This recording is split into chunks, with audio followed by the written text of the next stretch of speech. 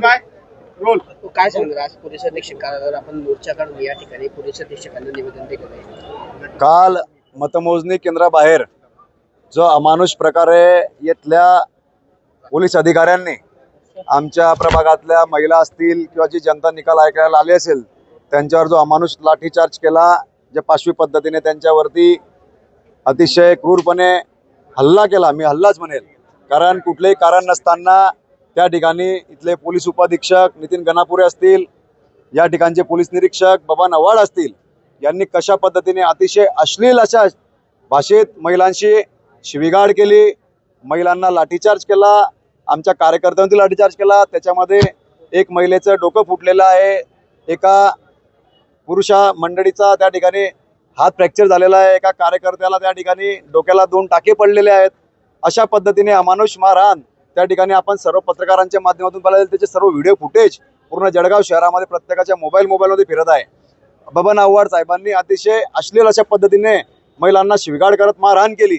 हे बबन आव्हाड तेच आहेत ज्यांच्यावर यापूर्वी डीपीडीसी मध्ये अनेक आमदारांनी त्यांच्या एमडी ड्रग्सच्या बाबतीत, ड्रग्स तस्करीच्या बाबतीत अनेक आरोप केलेले आहेत। परंतु मी या ठिकाणी प्रशासनाला आणि या शासनाला विचारतो की यांना कोणाचा अभय आहे, हे कोणाच्या दबावाखाली इथले लोक काम करतायत, अशा अधिकाऱ्याला त्या ठिकाणी पाठीशी घालण्याचं काम कोण करतंय? अशा ज्या अधिकाऱ्यावरती अतिशय गंभीर स्वरूपाचे आरोप असताना देखील त्यांना या ठिकाणी त्यांच्या मर्जीतलं म्हणजे स्थानिक गुन्हे शाखेच्या पोलीस निरीक्षक पदाचं या ठिकाणी बक्षीस दिलं गेलं। हे सर्व कोणाच्या आशीर्वादाने होतंय हे देखील तपासणं गरजेचं आहे।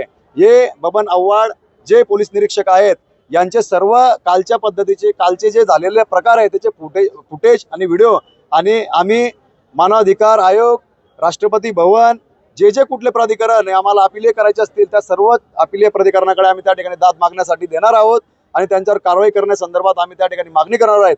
त्यांच्यावर जोपर्यंत कारवाई होणार नाही तोपर्यंत आम्ही आमचा लढा सुरूच ठेवू। जर आम्हाला योग्य न्याय मिळाला नाही तर भविष्य काळामध्ये शिवसैनिक कशा पद्धतीने आंदोलन करतो आणि शिवसेना स्टाईल आंदोलन कसं असतं हे देखील आम्ही त्यांना या ठिकाणी दाखवून देऊ। त्यांच्यावरती जे प्रशासनाने कालच्या पद्धतीने आम्हाला आश्वासन दिलेलं होतं त्याच्या आम्ही या संदर्भात आज निवेदन दिलेलं आहे। त्याचे सर्व व्हिडिओ फुटेज आम्ही या ठिकाणी पुरवलेले आहेत, कशा पद्धतीने त्यांनी कालचा प्रकार घडवलेला आहे। उमेदवारांना मारहाण केली, उमेदवार जे त्या ठिकाणी मतमोजणीला गेलेले होते त्यांना बाहेर फेकण्यात आलं, लाठीचार्ज करण्यात आला, हा कुठला न्याय आहे? जर त्यांना या ठिकाणी त्यांच्यावर योग्य कारवाई केली नाही, आम्ही त्या संदर्भात या ठिकाणी पोलीस अधीक्षकांशी बोललेलो आहे। पोलीस अधीक्षकांनी कारवाईच्या संदर्भात आम्हाला या ठिकाणी आश्वासन दिलेलं आहे। निश्चित मला खात्री आहे की त्यांच्यावर कारवाई या ठिकाणी होईल। कालचा जो प्रकार